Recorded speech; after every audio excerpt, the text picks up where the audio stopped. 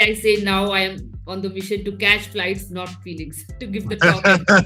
I love it. I love it. I host conversations about manhood and redefining masculinity. You advocate for frameworks like gender model family, where men are allies. But right now, we are in a gender war. Many men feel attacked. Many women feel hunted. How do we invite men into the healing conversation without making them feel like the enemy? How do we redefine manhood so that it includes vulnerability without losing its strength? So, first of all, redefining manhood is like media shapes the society.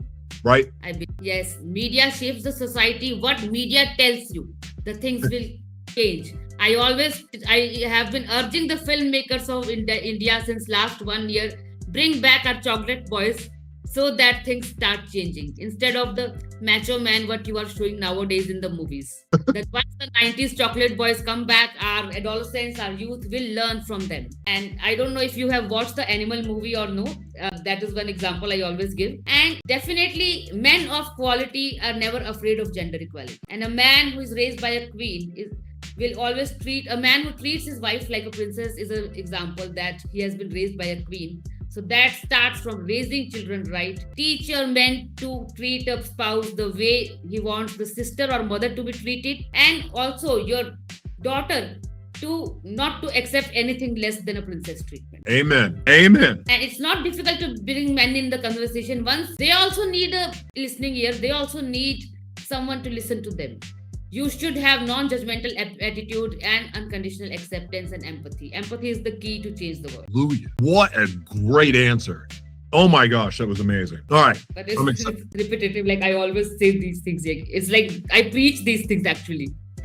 Keep preaching then. Keep preaching. You are a specialist in psychosexual medicine. This is the gloves off section of the interview. We rarely talk about the sexual damage caused by domestic violence. The reclamation of one's body and pleasure after abuse is a massive silent battle. How does a survivor go from feeling like a crime scene to being a sovereign sexual being again? What is the first step in reclaiming that territory? So first of all, absolutely, I have seen many clients and many survivors who have gone through the sexual abuse, and they get the feeling of not being able to get into the relationships again, and even the vaginismus develops. They have the fear, the dyspareunia happens. Even men when they are in bad relationship earlier, they have the performance anxiety in the next relationship. So there are too many problems occur. But it's not wrong to talk about sex. First of all, I always say the Indian mothers, everyone wants the children, but about sex you can't talk. How are children happening? Don't know. The maximum population of the world is here.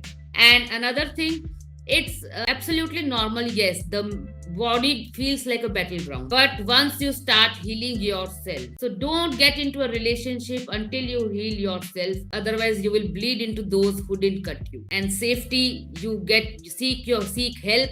Safety is the key. And once you start feeling safe on your own and loving yourself back, because narcissist kills your soul, not only the body. Bruises are still visible, but the wounds are invisible and much deeper.